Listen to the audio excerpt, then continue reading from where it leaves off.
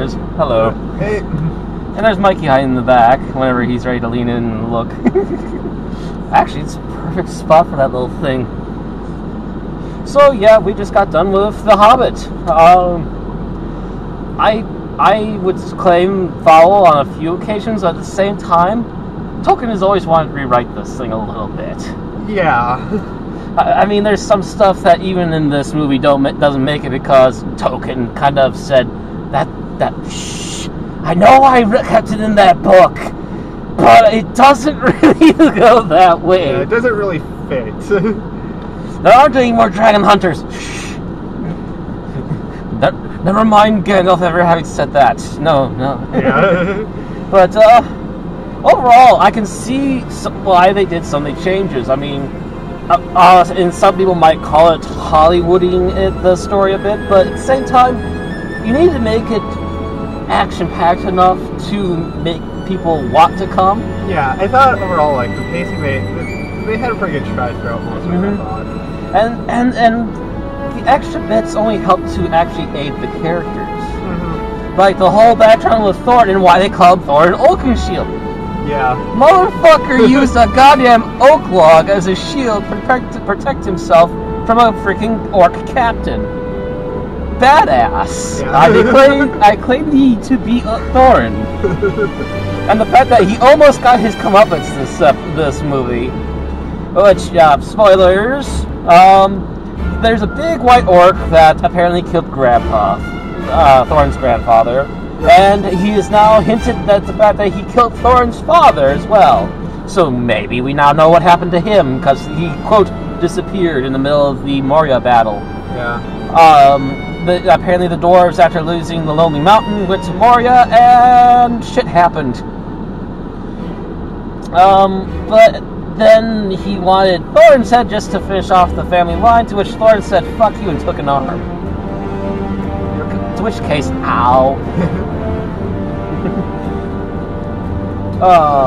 But yeah, so they actually tried to, as much as possible, give these dwarves at least a feeling of actually being something important, other than everyone's a background character. Yeah, it's just Bilbo and Thorin. Yep.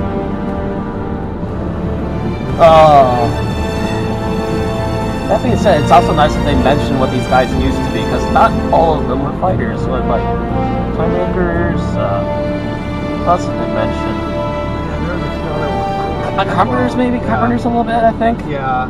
Yeah, these guys are not... They just weren't warriors, really. But what they are is a bunch of survivors, if you think about it, really. Right. Because these poor bastards used to live over in that mountain. They've traveled all the way to the fucking western shore, which I have seen. It is in Lord of the Rings Online. Oh, okay. It's actually the starting place for the dwarves and the elves. Because apparently there's a few of them to the south in that area, too. Also, somewhere in there should be the boats that head off to the Grey Havens, but I have yet to find that. If there is one, tell me. I'd like to go see it. And actually, since this movie came out, they've actually added a lot more to that game, too. Oh. Like I mentioned to you really briefly in the theater, they've actually added on a quest where you go to Rivendell and get to talk to some of the other main characters from Lord of the Rings before they left on the Fellowship. And one of the things they want you to do is go into the forest, Mirkwood. They want you to go into Mirkwood and do battle with some of the spiders that have suddenly come back again. Okay. Because apparently between The Hobbit and Lord of the Rings, they did deal with the spider problem, at least. But every once in a while, there seems to be like a weird little collective that pops out of nowhere. And so one of these happens to have happened before Legolas got to Rivendell, so he kind of is worried about home, so he asks you to go back and have a look. Another one was actually Goblin Town, which I've yet to see, but I would almost guess that's inspired by the movie today. Yep. More than likely. Yep. My God, the Goblin Sea. I mean, I knew the place was going to be big and sprawling, but I was thinking more like giant network of ant colonies, and not literally a giant fucking huge-ass area and things literally just hanging off all around you. It's like... Yeah, it's mind-boggling. That's kind of awesome to think of it that way, but you know what? That works. And there's a lot more humor in this. And then again, I would again add that this is technically supposed to be the children's book. Yeah, and there's some points where, you know, I felt like it kind of came through a little bit, but I don't think it was too on the nose with it. Yeah, or too over the top. And you know, as much as I would like to gripe about how this is a much sillier movie than Lord of the Rings, at the same time, it's also a lot darker in some spots. Like the whole necromancer thing, and also this new white orc. God, are these fucking two add-ons from the other stories grim as shit. Yeah. I mean, even the white orc, just literally scars around his mouth, over his chest, over the back, the sides of his head. Just, my fucking God, how many people has this orc fought with and killed? Yeah. Even his big torso seems to be one giant fucking scar, isn't it? Yep. Practically, yeah. It's just, God dang. And I like his replacement for his arm too. Yeah, a giant freaking collection of hooks. Yep. Just, you failed me for the last time. Bye.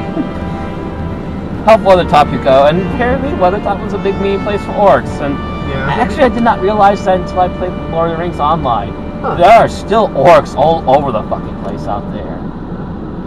You just don't get to see them as often because, again, they're kind of reclusive and trying to hide themselves, but they are apparently really out there in force, which is why they kind of needed to keep from making fires out there. Right. No, not only orcs, but the ring wraiths set in Lord of the Rings. But yeah, apparently orcs have a lot of love for the lowlands, and it's, goddamn, it's not that far away from Bree either. No, it's not. It is literally in the game, it's literally a 5-minute trot on a pony or horse to get there, and it's like, you know, if these people would actually weaponize themselves and get together in a big group, they could probably take fucking Bree in a heartbeat. Yeah. These guys are sick bastards, but overall, even when I wanted to complain, it's like, you know, I see the reason why, and even Tolkien would probably agree with this because it fixes what he probably wanted to fix in the first place, because there are a few moments even in the book. Yeah. So, anyway, enough of me. How about you two? I like the movie says. Shall I tell the camera about you, Michael? Or will you do it? About the end? What happened to you towards the end of the movie?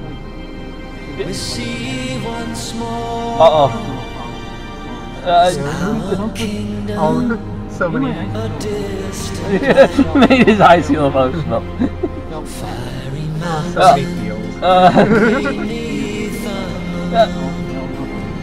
It was definitely very emotional. It was kind of looking grim for a moment there. Although anyone who's actually read the book will go, he's fine. Yep. And even Gandalf, halfway through the spell, kind of make sure he's okay. He's like, oh, hello, never mind. Cancel that. Hi. Oh, and I love what they did with the fireflies from the trees. Yeah, that was. I remember Gandalf mentioning something about. I remember the book mentioning something about grabbing acorns and then fire being shot from the trees at the orcs and the lords, but it never really fully explained that. And the fact that he kind of gave the idea to everybody, and they started sharing it with each other. Just, you know what? That's something awesome right there. The whole that was something that I don't remember what it was. And it wasn't just pure magic either. It's just him starting on fire and tossing it, and then going, "Oh, by the way, here guys, share this, share this, share this. We need more of those down there." Yeah, stop bonfire on these fucking wolves. Fuck these motherfuckers. Yeah.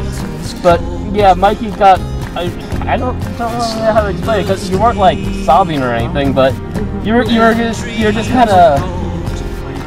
You got a little teary-eyed. You got slightly emotional because it was a damn good ending for the first act. Yep, which it definitely was. Yeah, and one of the things I liked too is that for the most part they really didn't show much of Smaug. Yeah, they have not. They have refrained from that. Yeah, which I think is good. It kind of saves it for the next one. Yeah, it saves it for. It saves possibly maybe one quick full body shot for the second movie, and then we wait until the third movie to get a long full body shot. Yeah. It's a work of progression to get to that point. You gotta wait for the next 2 years. Yep. Yeah, but I'm sure I'm sure the payoff will be worth it. Oh, the payoff was already worth for Gollum, and he's only going to be in this one movie as far as I'm aware, but he's also technically the guy who plays him is now actually the assistant director. Yeah, I saw that in the credits. I was like, freaking awesome. He's actually now director of his own films, and now he's assistant director for a franchise he helped start. Yeah. And as Peter Jackson put in one of the videos, I have corrupted you. You have joined the dark side. And all this fun kind of stuff. And they're both happy with what they're doing. And even Peter Jackson kind of knows what my aim is for, and he really knows how to pull off the good shots I'm really needing to make, because hurry, get it all done, hurry. Yep. But, so yeah, overall, it's a 10-minute video, and it was a very good movie. Oh yeah, definitely worth checking. Oh yeah, the background singing. Well, it's just every freaking movie film there makes you want to see them. Freaking R-rated films over there now. Really? Oh yeah, they've been shooting there for apparently just 3 or 4 years now. Because it's cheaper. The only change to that is that when they want to get some of the older actors in, they have to fly them back to America to make an appearance. Other than that, oh, actually the music. We were mentioning the music. Oh my god. So there are little cues to Lord of the Rings in there, but at the same time they took what was already the big pushing point of this movie was the Smog song from the commercials and stuff. Yep. Not only do we get a full version of that at the very end of the credits with a solo singer and touches of really nice music and finished lyrics at that too. Because usually, the song has always usually felt a little too short for me. If you know what I mean. Like it's not completely all what's supposed to be there for the song. They completely give this thing a whole full song for the end credits, as well as give us epic hints of the song throughout, as to go, yeah, we got this is about the dwarves right now, epic. And they used the Lonely Mountain song, kick-ass. Yep. And they every once in a while you also hear a few notes that are very clearly borrowed from Lord of the Rings. Yeah. Which is again a nice little hint that this is kind of the prequel, if you will, and we're hinting at things that will be important for later bits. So, but yeah, I think that about covers all my bases. Overall, I think it's a pretty damn good movie. You know? Yeah. Mm-hmm. Yeah, So, definitely. great movie. We're pulling you out of bed for it.